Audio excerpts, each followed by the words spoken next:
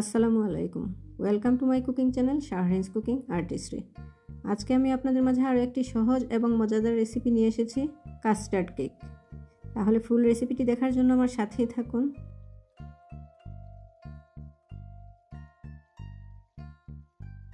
এখানে আমি কেক বানানোর জন্য নিয়ে নিচ্ছি 5টা ডিম। এটা আমি কুসুম আলাদা করে নেব।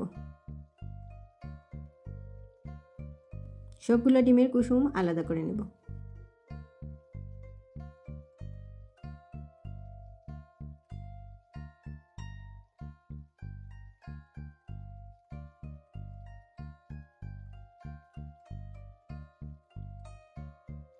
এখন আমি ডিমের সাদা অংশ খুব ভালো করে বিট করে নেব। একদম ফোম না হওয়া পর্যন্ত আমি এটাকে বিট করব।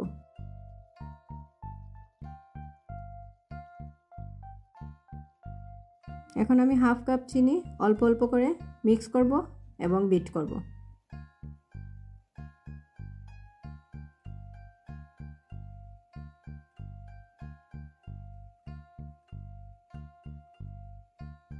এখন আমি একটা একটা করে ডিমের কুসুম মিক্স করব।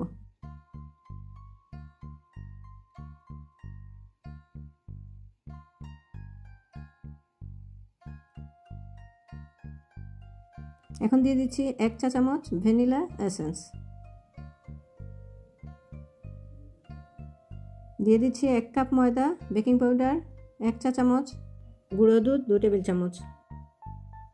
এটাকে আমি ভালো করে চেলে নেব। ময়দার মিশ্রণ অল্প অল্প করে মেশাবো এবং আস্তে করে নাড়ব।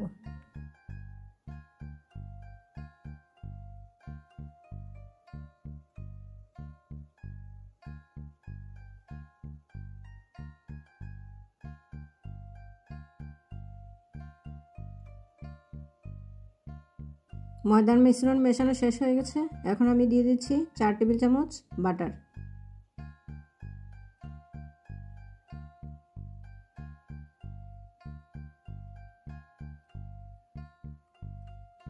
এখন একটি প্যানের মধ্যে অল্প একটু বাটার ব্রাশ করে এর মধ্যে একটু ময়দা ছিটিয়ে আমি এটাকে গ্রিস করে নেব।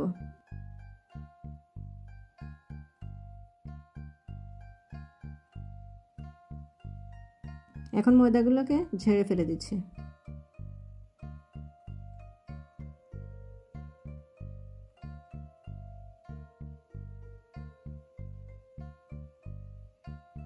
বাড়ি দিলে ভেতরে যে বাতাসটা থাকবে ওটা বেরিয়ে যাবে।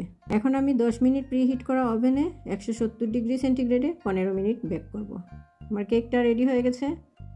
এখন আমি কেকটা বের করে নিচ্ছি। এদিকে আমি একটা বাটির মধ্যে 2 কাপ ক্রিম নিয়ে নিলাম, হুইপিং ক্রিম। কনডেন্স মিল্ক দিয়ে দিলাম 1/3 কাপ। এটাকে আমি ভালো করে বিট করে নেব।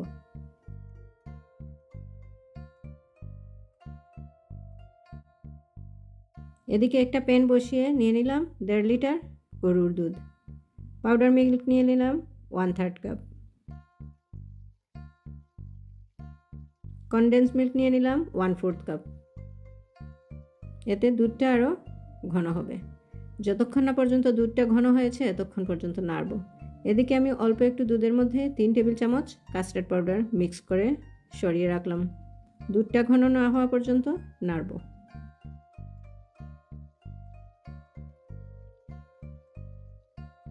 এখন দিয়ে দিচ্ছি ভ্যানিলা এসেন্স 1 চা চামচ।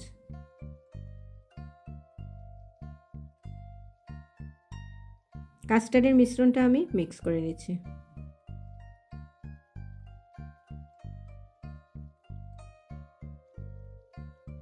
এখন দিয়ে দিচ্ছি 1/3 কাপ চিনি এবং 1 চিমটি লবণ।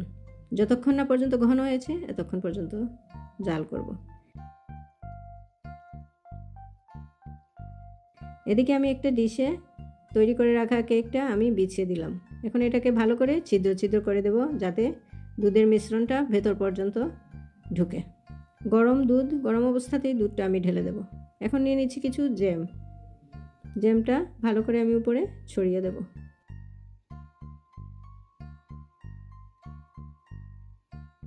দিয়ে দিচ্ছি ক্রিম। এখন দিয়ে দিচ্ছি আরও একটা তৈরি করে রাখা কেক। এটাকেও আমি ভালো করে ছিদ্র করে নেব। এর উপরে আবারও দিয়ে দিচ্ছি গরম কাস্টার্ডের মিশ্রণ, দিয়ে দিচ্ছি ক্রিম, ভালো করে আমি ছড়িয়ে দেব।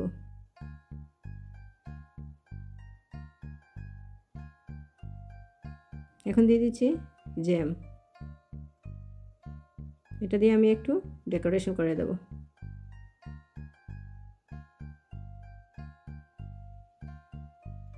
এখন কিছু চেরি দিয়ে আমি এটাকে সাজিয়ে নিচ্ছি। দেখতে কেমন হয়েছে অবশ্যই কমেন্ট করে জানাতে ভুলবেন না প্লিজ। রেসিপিটি যদি ভালো লেগে থাকে তাহলে একটা লাইক, কমেন্ট ও সাবস্ক্রাইব করতে ভুলবেন না প্লিজ। ফেসবুক থেকে যারা দেখছেন তারা একটা লাইক, কমেন্ট ও ফলো দিয়ে আমার সাথে থাকবেন। আর এতক্ষণ থেকে যারা আমার ফুল রেসিপিটি দেখেছেন তাদেরকে অসংখ্য ধন্যবাদ। পরবর্তী রেসিপি দেখার আমন্ত্রণ রইল।